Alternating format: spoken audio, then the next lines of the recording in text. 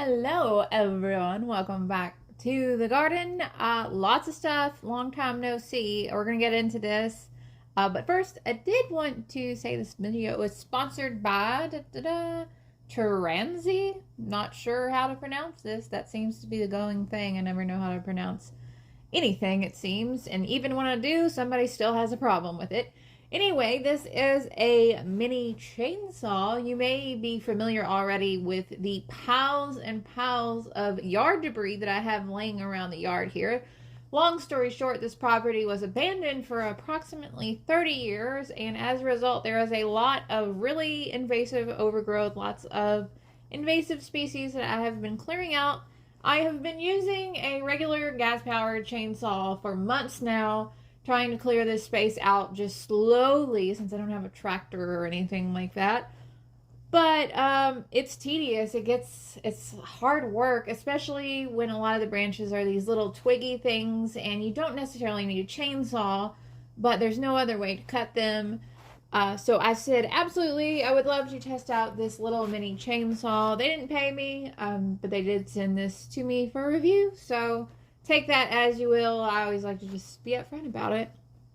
Anyway, I opened up this little gadget case. I had already opened this, you see, to plug in and charge some of these batteries. But we have our little mini 6-inch chainsaw. So cute. It's about the size of a hand drill, about the weight of a battery-operated hand drill. Very lightweight. Feels pretty good. Feels pretty sturdy. Also, there are 2 batteries that come with this, as well as the charger pack that you see here in a second when I pull that out finally. The box also comes with a replacement chain for it, so that's convenient. Obviously, if I'm burning through all these logs over here, I'm going to need a replacement chain sooner or later. As well as some cool safety glasses, some tinted safety glasses.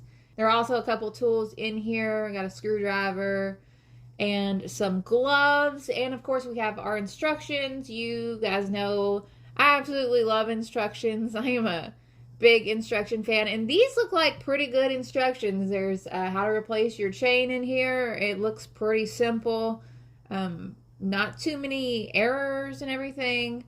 I tried my gloves on. My gloves were a little too big for me. I have tiny hands. It's like a running joke that I have chipmunk hands, but that's besides the point. I was eager to get this going, so I put the battery on. It just clicked in very easily, and I was pretty much ready to go. So I wanted to attack some of these mulberry trees that I have growing in my yard. These are invasive mulberries, so I believe they are technically paper mulberries, but they are everywhere, and they're a little bit tougher to cut, so I was surprised to see how easily this just went right through everything.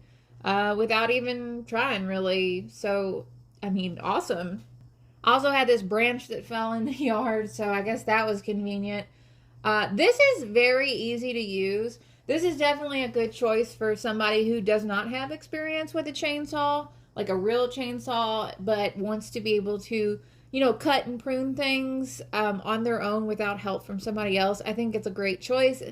I'm always a really big fan of accessibility for people, especially if they don't have a lot of experience getting into like lawn and garden things. And I think this is a good choice because it feels very safe to use, and I'm going to definitely keep using it. I'm really excited about that. So thank you to them for sponsoring this video. It's really appreciated. On with this mini kind of bearded iris tour. Now, before anybody says, you've got grass in your irises down in the comments, these irises are actually grown in containers. These came from the old garden. They were dug up and put in containers, and I have not had the opportunity to plant them yet because they were in containers. This first one is But Darling. It's that kind of salmon peach tone with the purple falls. The next one I wanted to show you is this one. It's white. It's called Cloud Dweller. It's got kind of the yellow tongues. That's not the correct word. What's that fuzzy part called? Can somebody tell me? It's not the tongues. Another one that I really, really like this year is called Angel's Rest. This is the first year that I've grown Angel's Rest. It is this gorgeous shade of pale pink. It's that, really pretty pale pink that everybody just loves and goes bananas for, but very interesting. This one was a little bit fragrant in my yard as well. It was kind of like citrusy smelling. So the next one is Padded Shoulders. It's a white one, and it's got a little bit of a orangey salmon color on the petals, the falls there. I think the up and down, pointing up petals are called the standards. Is that correct? I'm not an expert of that, so I'm learning with you guys. Next is one called Center Line. Center Line is kind of a peachy pink color, and the veining is like this real deep purple. It's a nice contrast. It's very pretty. Another one in the garden that was one of my absolute favorites I couldn't get enough of is one called Entitled. And I really thought that this was a good name for this one because it is gorgeous. The photos, the videos do not do it justice. It is such a creamy peach color, and that mauve kind of lavender shade on the lower petals is insane. So pretty. I really, really like this one. I think this one was hands down one of my favorites in the whole garden. The next one I wanted to show you, I think this is the last one for this video, was Celebration Song. If any more of the bearded irises bloom by the next video, I'll be sure to show them to you, but not many blooming in the bucket so far. Also in bloom in the garden, coming into bloom, are these Chantilly light pink snapdragons. Gorgeous. Absolutely love Chantilly snapdragons. In my snapdragon video, people always want to debate whether or not these are actually snapdragons. Yes, they're open-faced snapdragons. They're incredibly gorgeous. I'm kind of kicking myself because I haven't had the opportunity to pick them and to give them away and everything, because everything is just a big whirlwind trying to clean up this property and trying to get things going and my routine back to normal. There's so much to do for just one person. I admit it's a little bit overwhelming, but at least I can browse by these gorgeous snapdragons and feel a little bit better about it. Also coming in the bloom right now are the agrostemma. You might know this one as corn cockle. Some places this is considered a weed. I think it's absolutely gorgeous to grow it as a hardy annual here in the yard. I love the bright purple lavender color. I love the kind of deeper veining on it. I love everything about these. You can absolutely use them as a cut flower.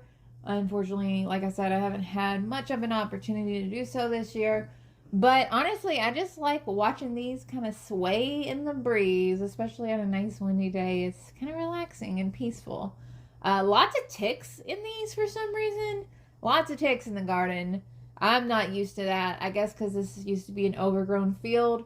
One of the main things I did want to show you guys, I was able to finally get some of the sunflowers in the ground. This year I'm really hoping to grow a large patch of sunflowers because I've never had the room to actually grow a bunch of different types of sunflowers before. So now I'm taking full advantage of it to sow all these sunflowers. I went ahead and started them in trays just because, from my experience, the birds and stuff always get into the seeds when I direct sow. So I transplanted in these long rows. Each of these rows is about 80 feet long, which is insane to me. Never have I ever had this much room to plant anything, let alone just 2 big rows of sunflowers.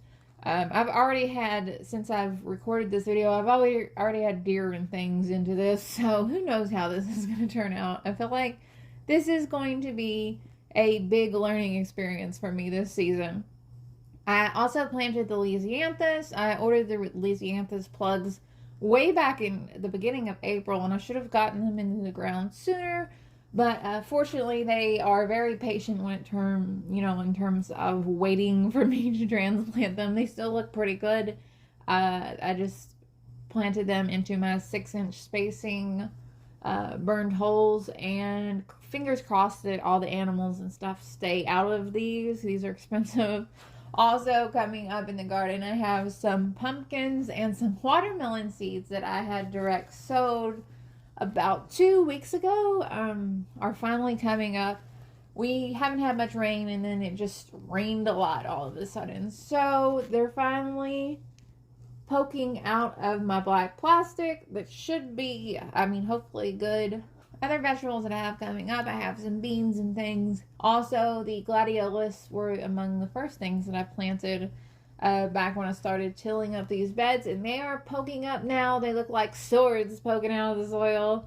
It always looks like I'm trying to impale somebody walking through the, gladiolus beds, but I swear they won't hurt you.